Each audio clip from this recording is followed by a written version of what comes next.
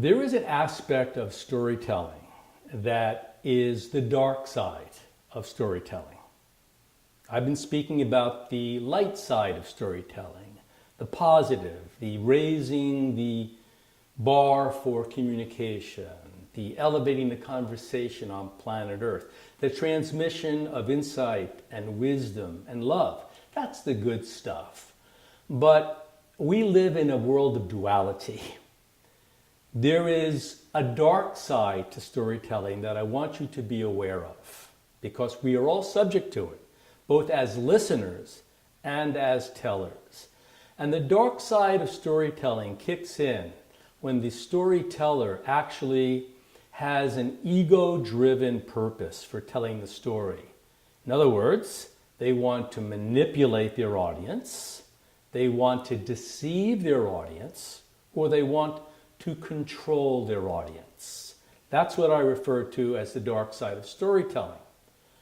Let me give you a few examples. Advertising. Nothing wrong with advertising. Somebody has a product or a service, they want other people to know about it, so they communicate it with a TV commercial, a radio commercial, a magazine ad, or on the internet. That's fine. But when the advertising is false or deceptive, when it's ruled by the need to control the mind of the buyer in ways that the buyer is not aware of, whether it's subliminal or playing on their psyche or psychology to get them to buy a product that they really don't need, that is one aspect of the dark side of storytelling. Years ago, advertisers actually communicated the fact to people, and it was believed that smoking was actually good for you. That's the case they built. Obviously, smoking is not good for you. We know that now. But in the 50s, we didn't know that. But the advertisers, deceiving, manipulating, controlling, used their art form through storytelling to get people to do something that wasn't such a good outcome. So that's one form. What's a second form of the dark side of storytelling? I would say spin doctors on TV. You listen to the president or a politician give his or her presentation, their keynote, their State of the Union, their rap, and immediately the spin doctors take over. They start interpreting what you just heard. They start telling you what that person meant. They start putting a story in your head before you can even make sense of the story you listened to from the source. So there's manipulation and control happening with spin doctors.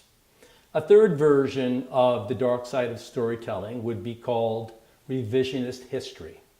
If you look at the history of America, the history books talk about the westward ho and settlers coming to look for a new world and religious freedom.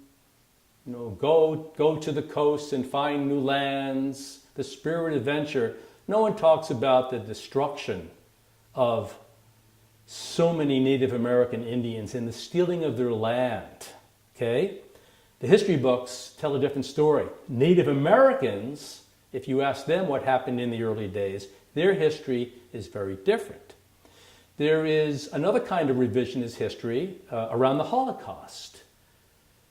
Millions of people died in the Holocaust, and millions of people were affected by people that died in the Holocaust. But there is actually a movement afoot that is debunking the Holocaust and telling a story that actually the Nazis did not exterminate 6 million Jews, but in fact just deported them.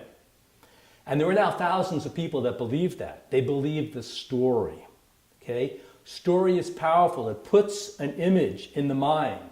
It puts a memory that you don't even have in your head, and it gets you to believe something that doesn't actually exist. So, as a human being, you have a choice. When you tell stories, are you telling a story to uplift, to ignite, to elevate, to inform? Are you telling a story to deceive or control? The last version of this is, think of a husband and a wife having an argument. She says this, he says that, she says A, he says B. It's not pretty. She has one story about what happened, and the husband has another story of what happened. She goes to her friends to make her case. She tells her story, and her friends not in agreement. He goes to his friends, tells his story, and his friends not in agreement. The same series of events interpreted in two different ways. So story is powerful. My encouragement to you is to consider telling the stories that are real, that are honest, that are impactful, that open the mind and open the heart. And if you find yourself ever going to the dark side, telling stories to manipulate, control, or deceive, pause. That is not what's needed on planet Earth right now. We need stories that raise the bar for consciousness, awareness, and love.